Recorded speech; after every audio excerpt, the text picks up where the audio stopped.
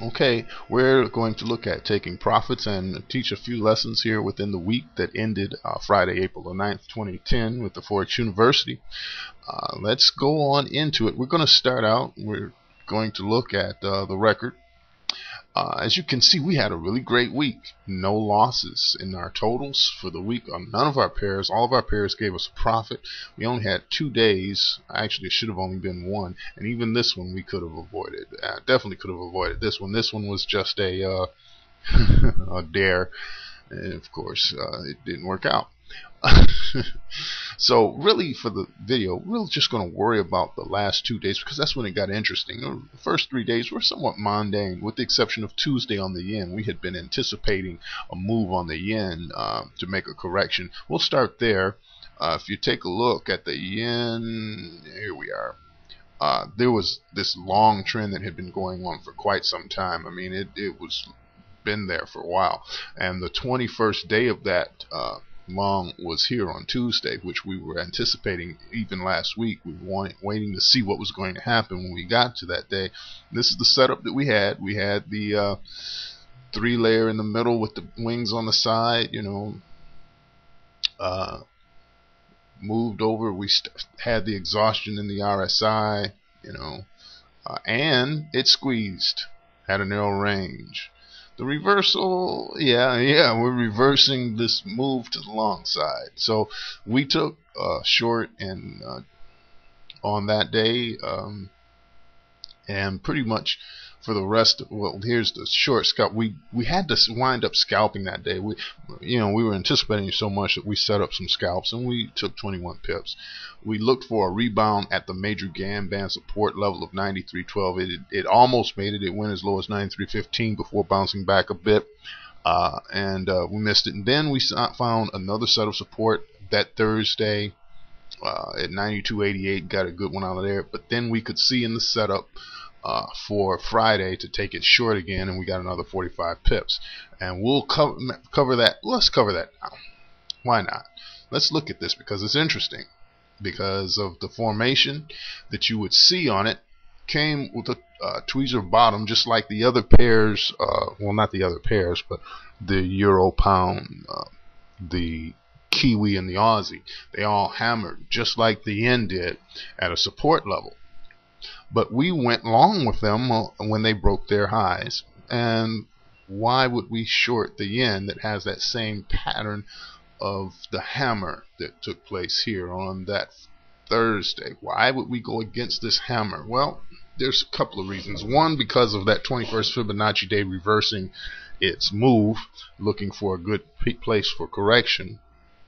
And second of all, if you take a close look at the setup, look at the setup. We've got a narrow range with a tweezer bottom, and it's long to the top.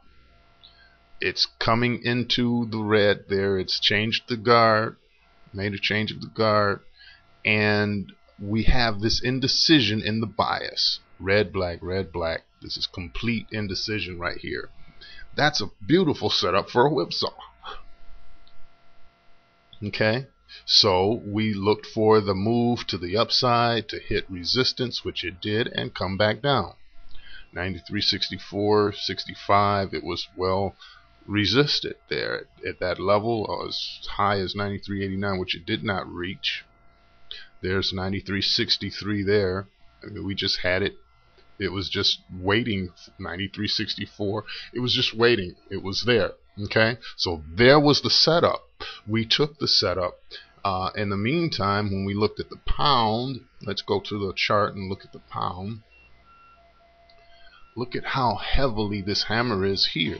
Just like but the difference is that this is near a top of a resistance ready to do a breakout versus being at the bottom, plus versus also the fact that this has been moving to the downside where the yen has been moving to the upside.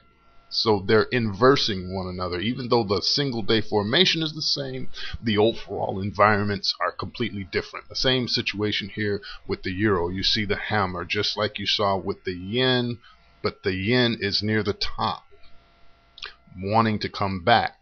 The euro is at the bottom, wanting to go up. Do you see the difference between the two? Same now with the Aussie. We've got we're at the top with a hammer, but the hammer is not receding, it's not falling back, it's pushing forward.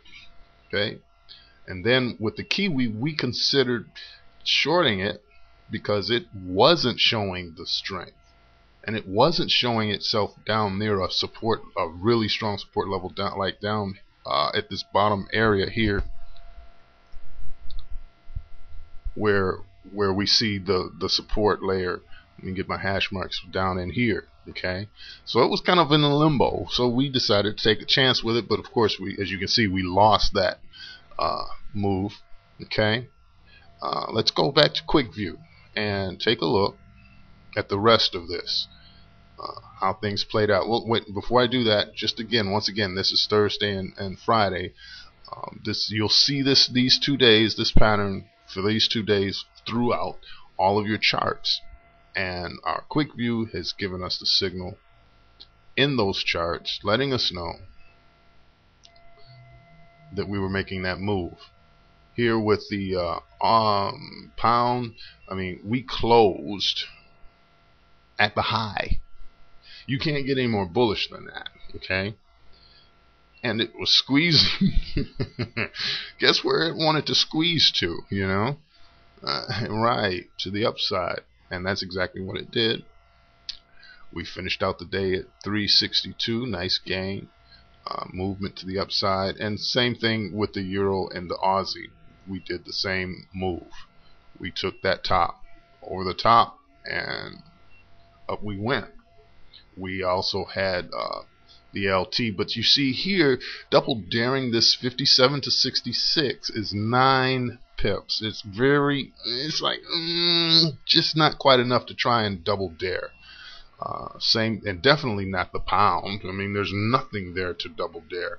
And we can look at this and see how the pound breaking that would carry the euro as well as the Aussie, which is extremely strong, one of the strongest pairs of all the pairs right now, that and the Canadian dollar. So there you have the excitement that we got from Thursday and Friday. Now Thursday, of course, was the day that we had unemployment surprise. The numbers were a bit of a surprise, and so therefore the market reacted accordingly. When you get surprises on news days, that's when you see the market will react to that in a fundamental sense. So fundamentally, we still need to be somewhat astute to what's going on with that. If we also consider just the strength of the Aussie and the Canadian dollar by themselves, that just helped to influence things a little bit further. Looking at the franc, we did well on the franc, shorting it. And why did we go long on this Thursday? Well, once again, I believe I covered that, but I'll make sure that you know why.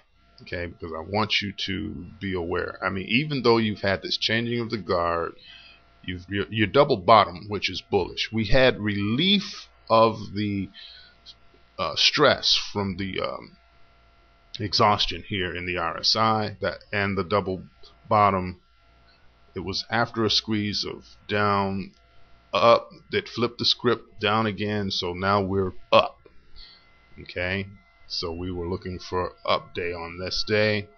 We also were considering the consolidation that came in with this takeover attempt, which usually brings consolidation with it, which it didn't show up until the next day. We were transitioning also, so we felt comfortable in the strong support at 92.87, 92.85. I believe we may have seen more further back over here, or did we not? Well, not really. 92.60 to bottom things out. So we took that risk, and we did well with it. Okay, pulled in a few pips, but of course the next day comes back in, and we can see the setup for the whipsaw potential here with the long top, the narrow range, the indecision in the bias here. And so we took our short at our resistance level at 93.64 and did very well with the high at 93.78. So that's it on the pairs that deal with the US dollar for the week ending of April the 9th, 2010, and it was a good week, just very good occasion to take profit.